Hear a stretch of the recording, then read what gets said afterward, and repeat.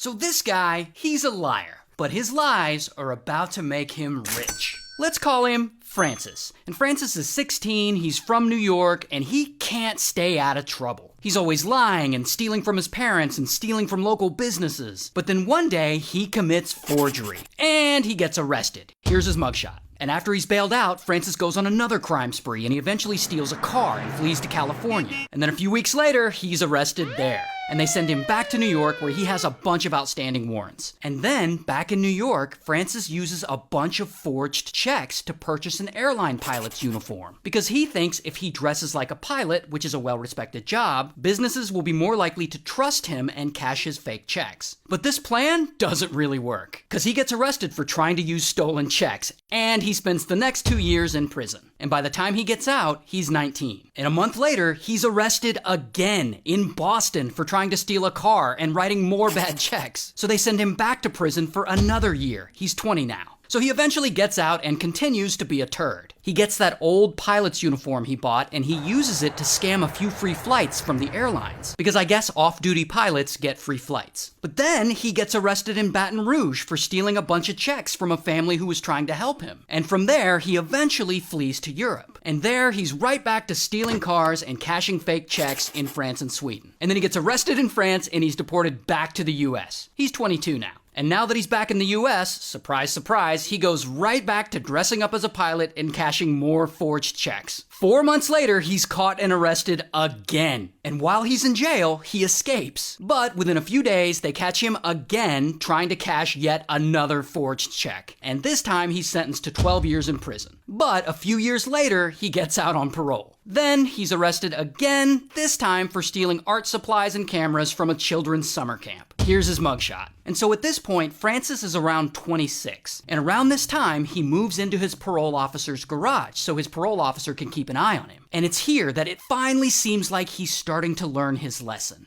Until Francis is around 27 at this point, and he decides to start his own anti-fraud consulting company. And he starts holding these like crime prevention seminars where he gives speeches. So he gives these speeches and he tells everyone he's a reformed criminal. But he doesn't just tell people about all the check fraud and stealing from people and dressing up as a pilot to get free flights. No. Instead, he starts making up these fantastical stories about how from the age of 16 to 20, he had snuck into a hospital and had pretended to be a pediatrician for an entire year, and how he had pretended to be a lawyer for another whole year, and how he faked being a sociology professor at BYU for a few semesters, and that he stole $2.5 million from the airlines, and that the FBI had been chasing after him for years and he made some kind of daring escape through an airline toilet. And all of these stories are bullshit. I mean, these aren't just small embellishments. These are things that he completely makes up. And we know this because during the age when he supposedly did all this stuff, he was locked up in prison.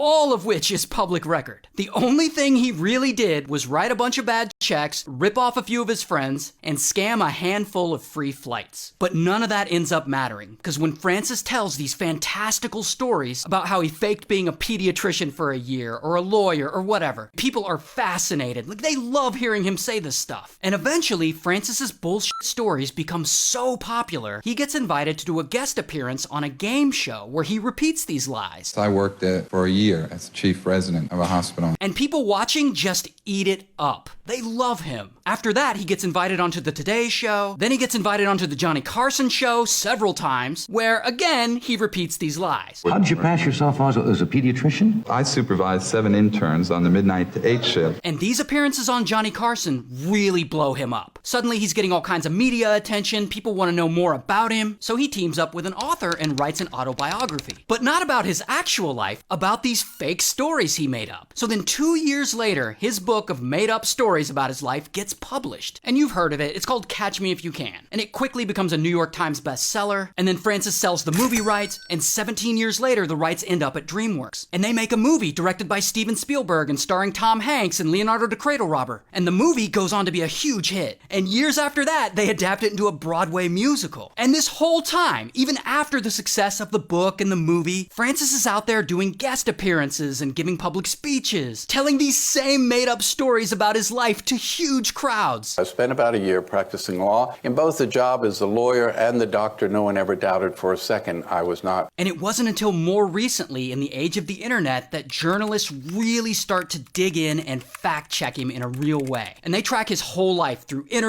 and public records, and they realize Francis isn't some brilliant impersonator. He's just a pathological liar. And to this day, he's still running his anti-fraud company, and he's still out there giving speeches. Shout out to Hollywood.